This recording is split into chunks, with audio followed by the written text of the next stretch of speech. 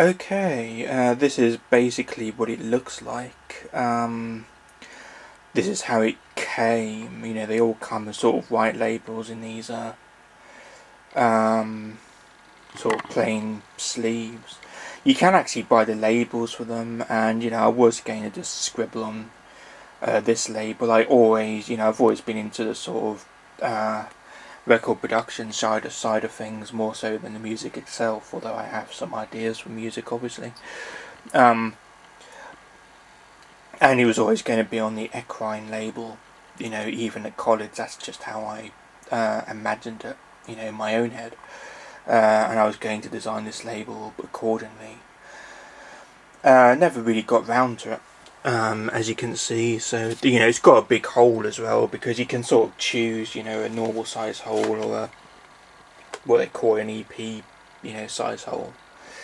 And I chose the big hole for some reason because I thought it would be more awesome. I'm not too sure about that now. But yeah, this should be all for you. Well, I'll talk about that afterwards, but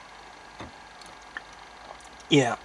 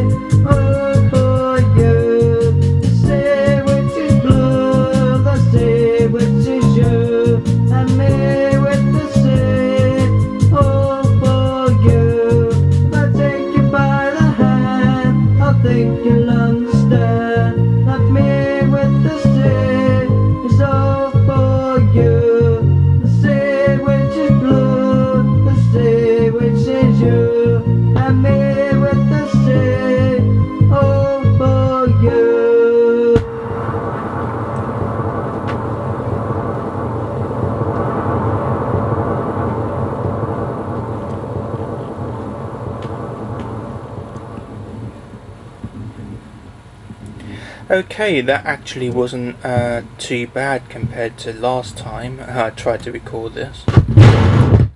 Of course it's going to do that. I don't entirely know why, but yeah, basically one disadvantage of this company vinyl cutters is the quality is a little less than studio standard, or seems to be. I think it's cut directly onto this onto this piece of vinyl. So I've basically got a vinyl dub plate, as it were. The other thing is, this was, it doesn't really show that much, but this was from an MP3. Like I said, I tried to send them a CD. I basically just copied a couple of tracks from the CD. Like, I can do that. I can, put them directly from the CD into a program. Edit it, and then put it directly onto another CD, so no quality whatsoever is lost. But they kind of moved to Scandinavia, and I kind of lagged a bit, and it looked like they were going to cancel my order at one point and that sort of thing. So in the end, I sent them a very high quality MP3, like it was in the thousands. Like a standard MP3 is about 125, isn't it? And an audiophile one is 380. And this was like 3000. Like a 3000 bitrate, but it's still a lossy MP3. I think that's the only format they accepted besides CDs. So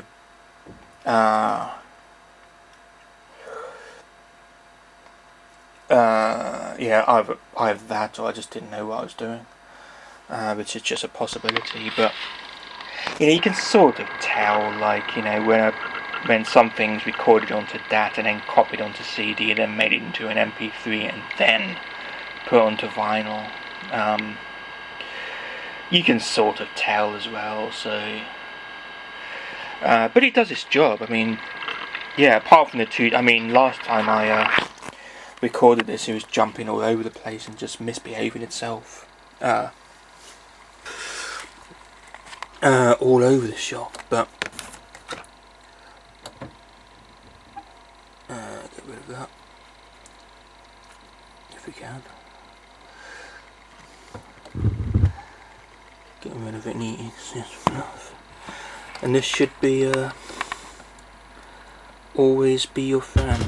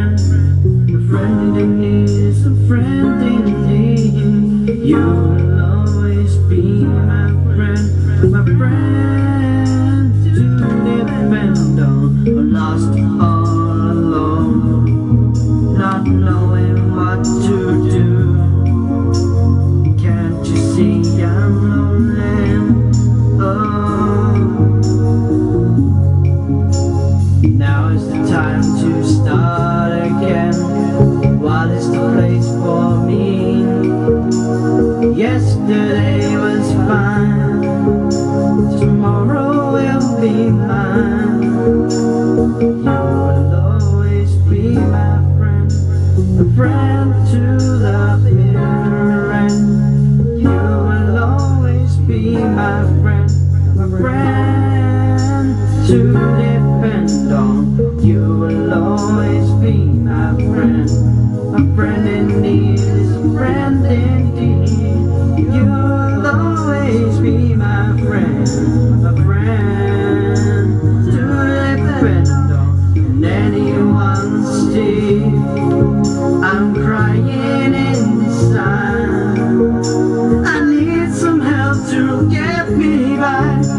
Please just look after me, can't you? Is there anyone for me who will listen to me? Well, look at me now, look what I got. Yeah, yeah.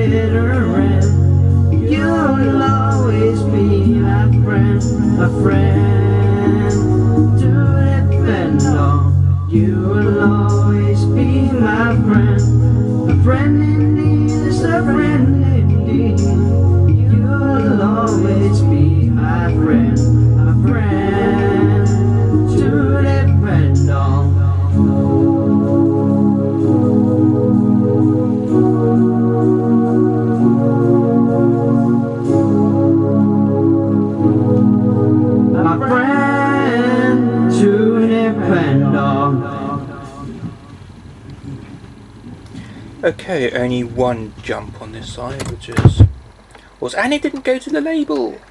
It actually stayed on the fucking grooves. Anyway, yeah. So that's that. As I was saying, like my memory of this whole adventure, I think the first thing we did was the Tigger song, which was my idea. It took one session. It's basically just a 50-second drum and bass remix of the Disney song The Wonderful Thing About Tiggers. I've got the record here somewhere, I can't be bothered to dig it out, but the band Skin made a for one of their B-sides, they released like a heavy metal version of the Muppets Mana Mana, and I just thought that was awesome, and in honour of that, I wanted to do like a heavy metal version of the Tigger song, but of course, I wasn't and am not skilled enough to, produce a heavy metal version, song or whatever, with what we had, so it became a sort of drum and bass remix, and I think that turned out really well. For what it was, it works, it's funny, and groovy. And then David's first outing was Lonesome Stranger, and we had a rule, like it was going to be one of my songs and then one of Dave's songs, and then one of my songs and then one of Dave's songs, and on top of that we were going to be allowed to put one thing onto each other's songs, if that makes sense. So on this track that we just heard, I was on, it was me on the cymbals, that was me, and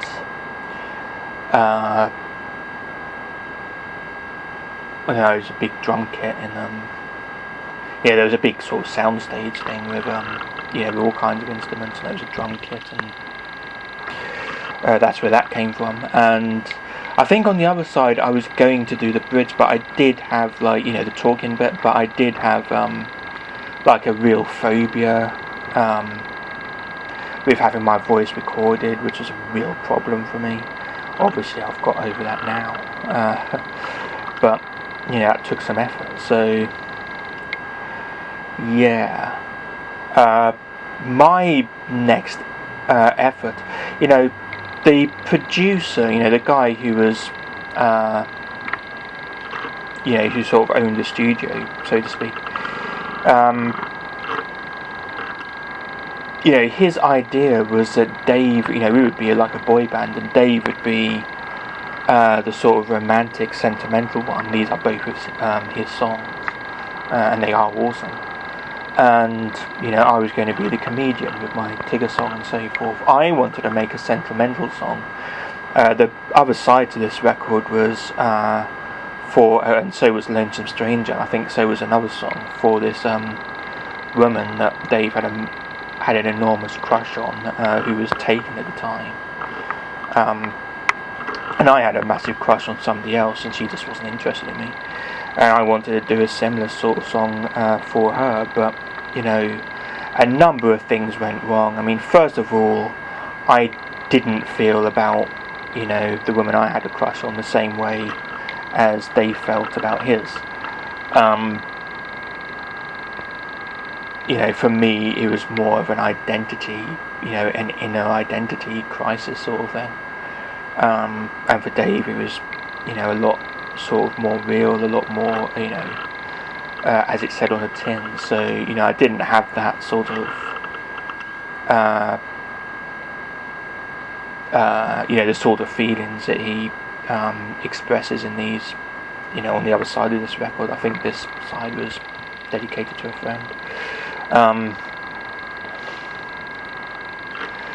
For a start, so I could have done with some help with writing it as well. Really, I really couldn't come up with anything more than, you kind of look pretty. I wasn't really that attracted to her even, physically attracted. But I did have an enormous crush on her.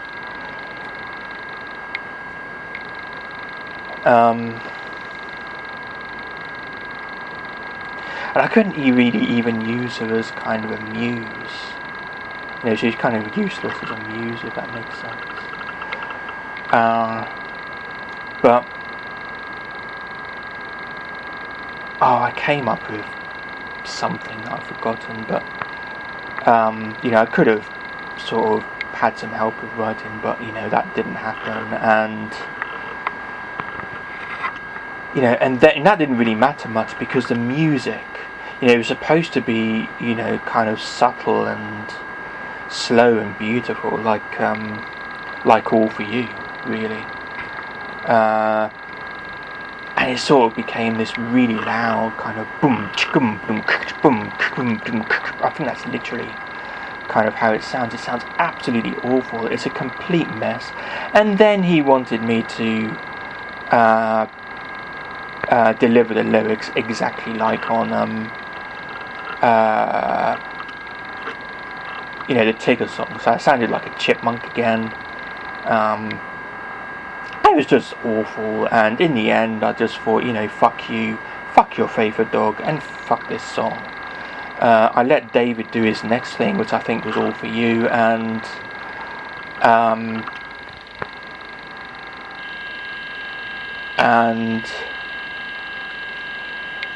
I went off to write Lovers in the Paddock. I forgot.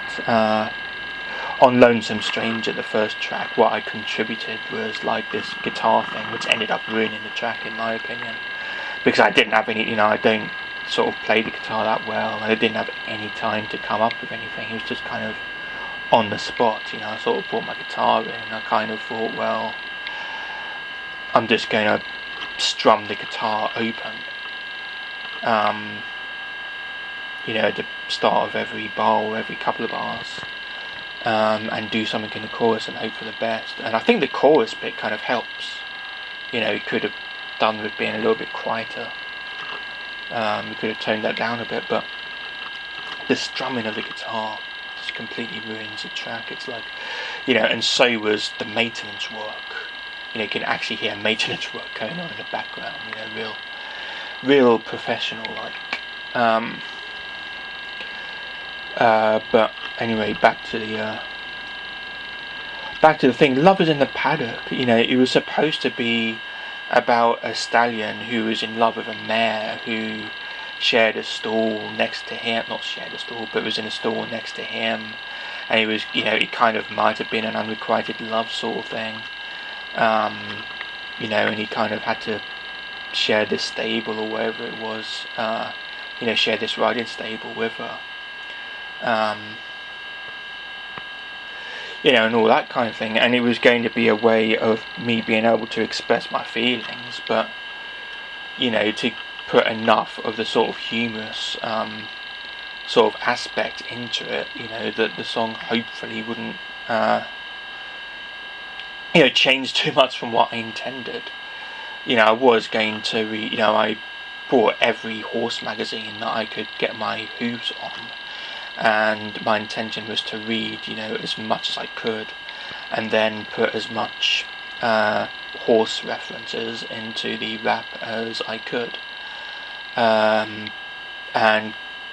that sort of, even that had problems. Like, I couldn't write the lyrics in time. I only had a few weeks to come up with something from scratch, and I kind of couldn't do it. And then I wanted a female voice. It would have been awesome to have the woman that I had a crush on. I would have paid her a couple of £100 just to sing a few lines. I swear, and I would have been able to, because I would have been able to work for it. But and that would have just really made me happy, just because of the sheer irony of it and that sort of thing. But either I needed a female voice, or I needed some sort of effect on my voice. I could have done "Love is in the paddock, and that is where you'll find," sort of sung it like that, and then we could have put all kinds of softening effects and other sort of effects and what do you call it? Filters over that to make it sound more feminine. And then if I'd actually managed to write the rap song, that would have been awesome. But and then we could have messed up my voice a little bit, just like John Lennon. I mean, we don't have to go chipmunk style. That was funny on the Tigger song, but it doesn't kind of work when you're trying to when you're trying to convince a girl that doesn't like you that you love her and all this kind of shit. It doesn't help when you're kind of saying that as an upbeat Pinky and Perky song anyway. And that was basically my contribution. So what I've got is a couple of very embarrassing songs where I'm singing as a chipmunk, and to be honest, kind of an awesome version of the Tigger song, 50 seconds, and instrumental versions, to be fair, of all of the tracks that I was involved in, and about I think 5 of David's tracks plus an instrumental. I've got nothing against Dave whatsoever. I absolutely love his work. I always have done. That's why I picked these. It was a I had to choose between All For You, this song, and Lonesome Stranger. I had to pick 2 out of those 3 songs, and that was a task, you know what I mean? So I I really do like his work, and I'm really proud to have worked with him on these sort of early recordings, especially these ones, because the drumming didn't come out too badly. So absolutely nothing against Dave whatsoever. Absolutely love him. I'm going to put a link in the description to his SoundCloud, so check that out because it's awesome. I'm not too sure about the producer.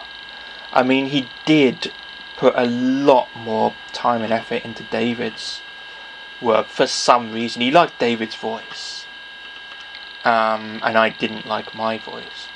So he put a lot of time and effort into Dave's work and kind of took the piss a little bit with my work. And I also remember him coming up with the name Dr Ugs. He was saying, it's because there's 2 of us and we're kind of like the doctors bringing people together, the 2 sort of elements, the romantic and the comedian. And the Paddock song might have had like the effect of me sort of taking the piss a little bit out of my colleague, and his style, so and all that. But it's clearly a reference to Dr Ugs or drugs, and I don't think that was kind of mentioned. So was fairly obvious, but I think he was trying to sort of mess around with us on that bloody score.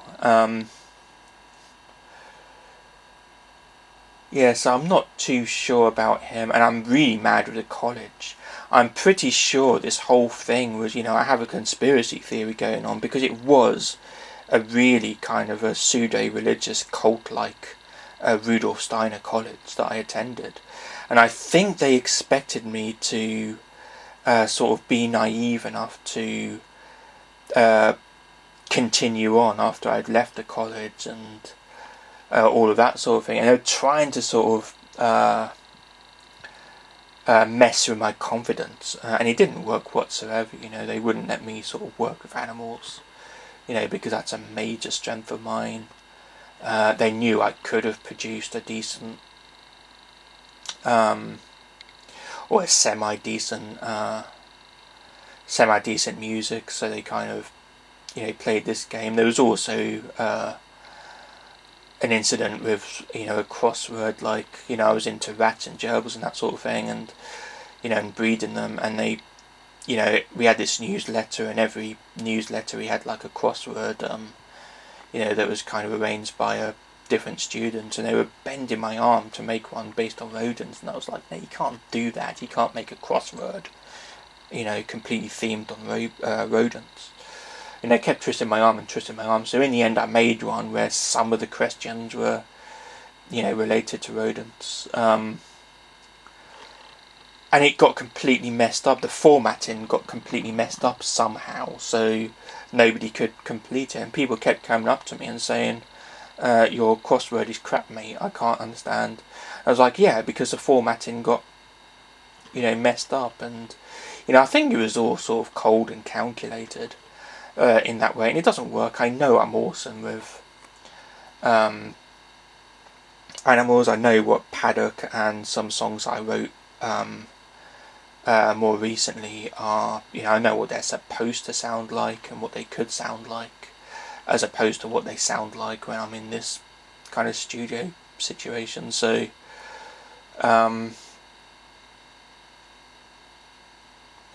yeah, that's what kind of gets my goat a little bit, and I do intend to. I've got the original CDs somewhere in there. All my CDs kind of fell off the shelf and they kind of wind up in there. So I'm going to. I even made a copy of the CD where I took out most of my contribution, and I kind of just made it all of David's work, and then the Tigger song, and then Lovers in the Paddock instrumental, and then I think David's instrumental as well. I even made that CD. So I'll find a copy anyway of Paddock, the backing track, and I'll record the lyrics as they were supposed to sound, and that's kind of a belated New Year's resolution. I intend to do that by the end of the year. But yeah, I'm kind of bitter about that, but I'm not in the slightest bit bitter. I'm happy. I'm, like I said, I'm proud to have been a part of, this music and this, this song, in particular, these particular grooves right here. Christ, you can see the dirt in there. No wonder it sounds shit. Look at that.